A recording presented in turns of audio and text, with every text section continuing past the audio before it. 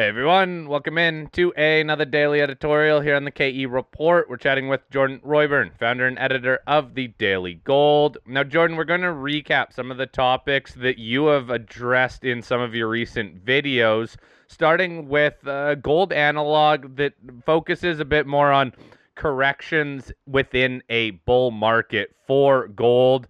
That's the setup, or at least the argument that we have right now for gold, is that if you look at the long-term chart, then gold consistently is putting in higher lows. And yeah, it's been in a correction here for closing in on 2 years, but this correction still is in that bigger context of a possible bull market.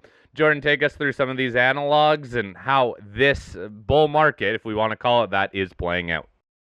Well, the main one is you have an average of 6 corrections in bull markets. So I took 6 corrections and I took the performance of those corrections, during the correction and then obviously after the correction, because in a bull market, things will resume to the upside eventually.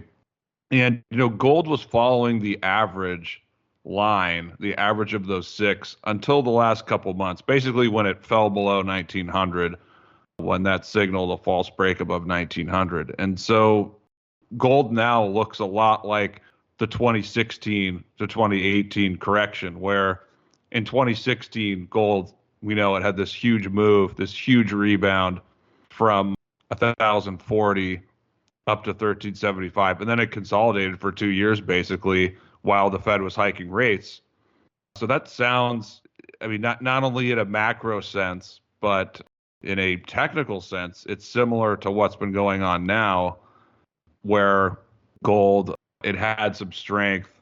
It looked like it was on the cusp of breaking out, and then it had a technical breakdown below 1900. So that looks similar to the 2016-2018 period. And we know what happened after that correction. That correction ended several months before the Fed stopped hiking rates. I don't know if that's going to happen this time, but they are pretty similar, especially with respect to Fed policy. If the Fed stops hiking rates and they, cut interest rates in the next year, that's going to look really similar.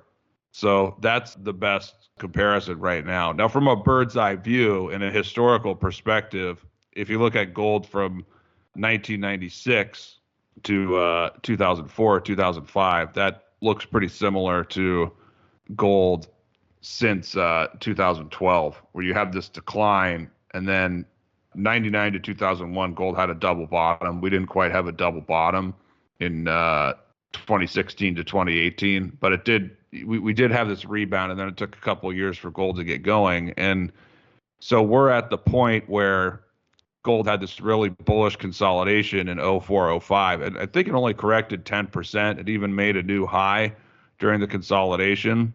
That's also a cup and handle pattern. It was irregular because the cup and handle occurred, or it originated from a downtrend. So that's not a pure cup and handle pattern, but nevertheless, we can say it was. And, after 2005 or middle of 2005, gold bottom, started trending up, had a huge breakout, broke a 20-year downtrend. So from a bird's eye view, that's setting up similarly, because we're in a real cup and handle pattern. As I've explained, it's a really bullish one because the right side of the cup is higher than the left. That signals strength. And this time around, gold's only retraced 38%, which I think the 38% retracement is around 1675. So in the very big picture sense, gold's in a really bullish consolidation. And so gold, if and when it's able to break above 2000 or 2100, there's strong potential for it to make a vertical move. So historically, those two comparisons fit pretty well with how things are going right now for gold. Yeah, Jordan, I appreciate you breaking down those different analog time periods for us. And to give investors that maybe are so focused on the short-term movements, that bird's eye view that you mentioned, where if you back up and look at what happens after those corrective periods, in almost every case, there's a solid break to the upside in gold price that drags the rest of the precious metal sector with it. So it does look like we're setting up for a bigger move to the upside once this corrective move is finished. Another video that you put out recently, Jordan, that I particularly liked, and it's an interesting point, is how the 2-year yield often leads Fed policy and Fed action and how that ties into everything else in the market. So would you mind expanding on that idea a little bit for people? We normally focus on the 10 or 30 year, but talk to us about the 2-year yield. Yeah, well, the 2-year yield is a proxy for the Fed funds rate. Obviously the 10-year is really important. And looking at the last couple of decades, I think the 10-year can lead the 2-year a little bit. I think I mentioned that in the last couple of weeks, but the reason I mentioned the 2-year by itself is in an inflationary period, I think it's possible that the 2-year could lead the 10-year lower. We have started to, we've seen this little rebound in bond yields. And so the yield curve is steepening. I've seen some people talk about like a bearish steepening of the curve, like in a non-inflationary environment.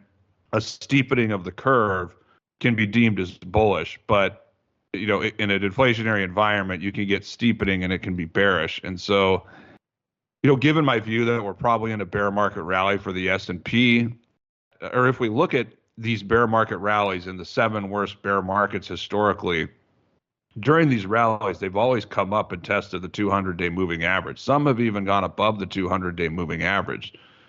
So the S&P still has some potential upside based on that view, where there's some room where it could come up and test the 200-day moving average before potentially rolling over again in a couple months. And so with respect to bond yields in the short term, if that view is correct, we could see, and we've already seen it, but we could see a little more of a rally in bond yields.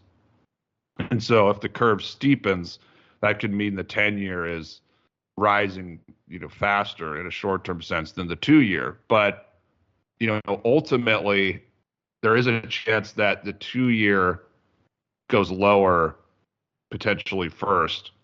And so there's that to consider. And then also the point that the 2-year is a proxy for the Fed funds rate. So I'm thinking about what is going to get the Fed to shift its policy.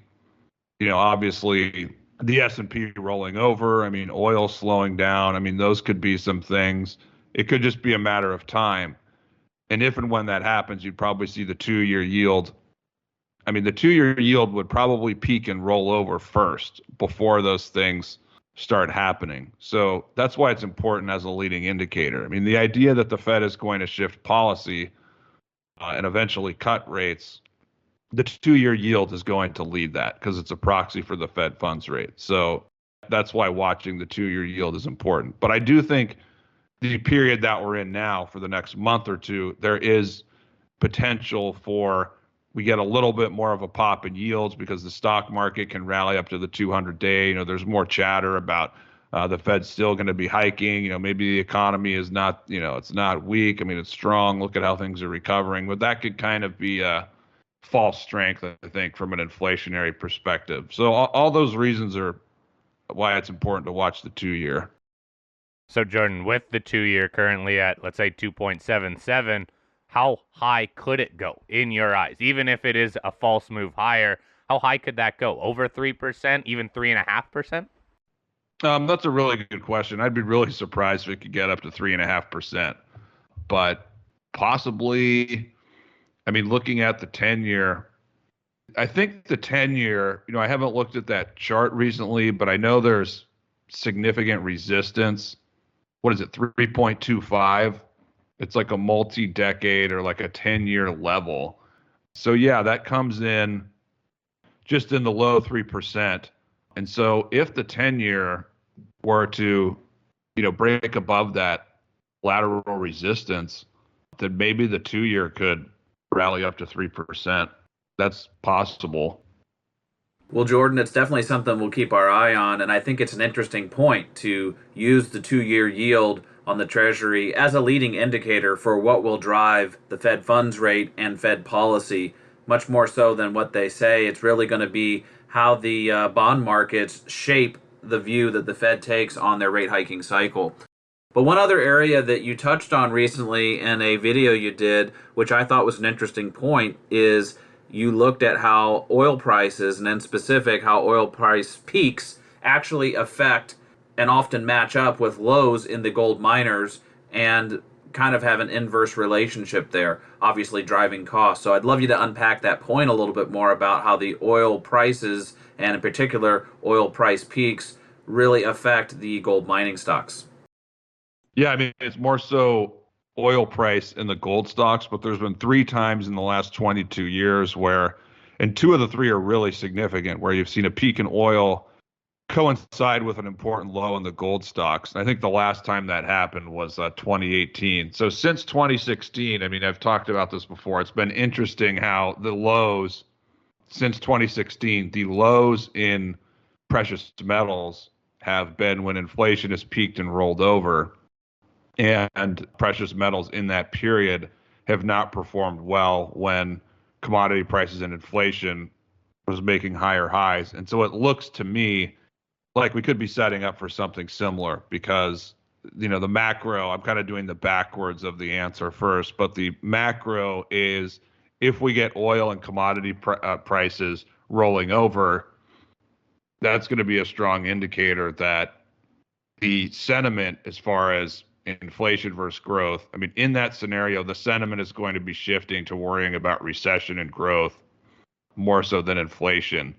And, that would coincide with some kind of a shift in Fed policy. So that's the macro behind why a decline in oil can be bullish for not only gold stocks, but precious metals. I mean, with respect to gold stocks, we know that for open pit, those big mines that require lots of trucks driving around and hauling ore, energy can be like 1/3 of the price.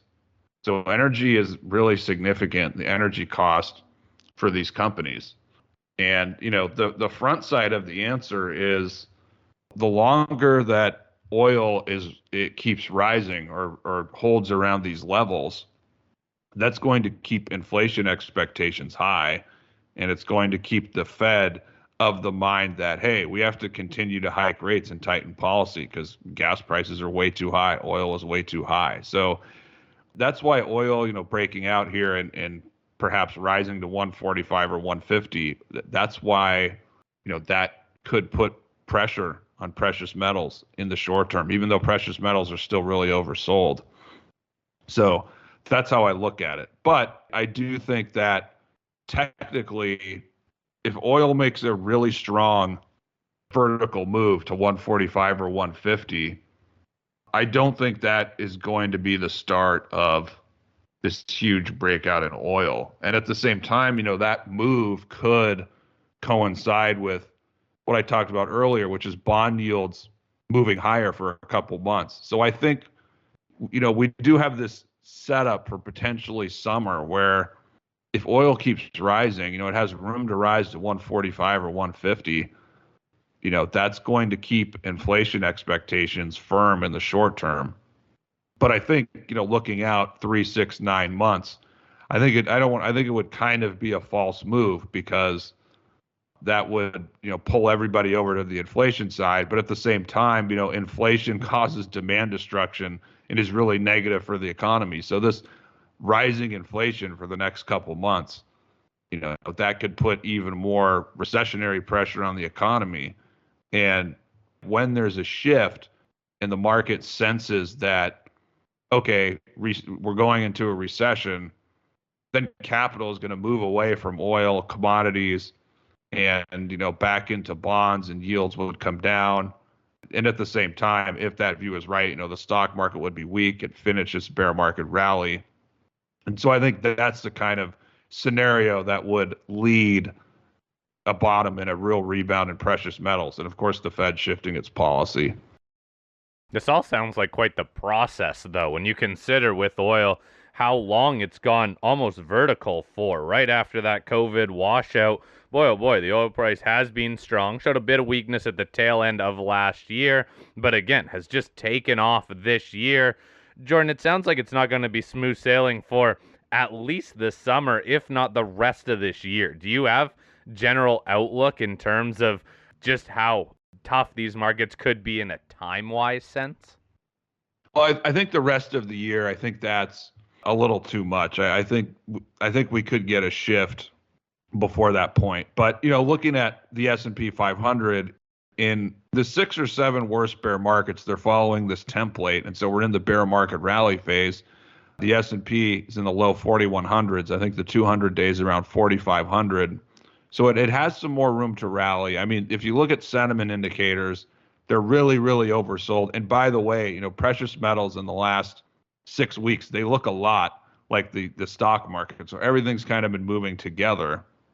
So I still think there's room for more of a bear market rally. But historically, getting back to these 6 or 7 worst bear markets, the market really started to fall apart in the I think it was the 8th or the 9th month into the bear market. So we're looking at August or September as possibly a point where things could shift.